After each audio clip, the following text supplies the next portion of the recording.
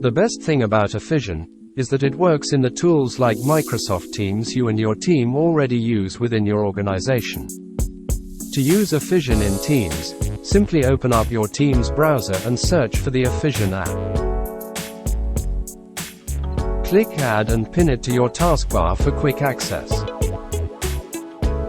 Once you log in, you can use Offision in all the ways you did before, except this time, all the functions are in one platform, making it easier to access everything you need.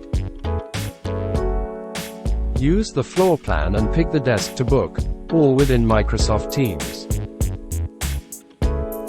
Another good thing about Offision is that you can use it in Teams Mobile. Simply search and add Offision in Teams and you can use all the things everywhere.